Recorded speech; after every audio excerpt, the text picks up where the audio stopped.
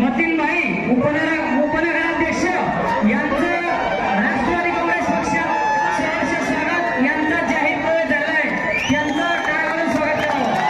माजी नगराध्यक्ष यांचा या ठिकाणी प्रवेश होत आहे, त्यांचंही स्वागत करावं।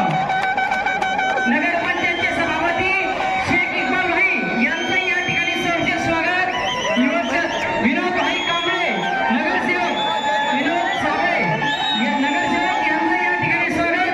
शेख मुजीब भाई नगरसेवक चेअरमन यांचं या ठिकाणी स्वागत।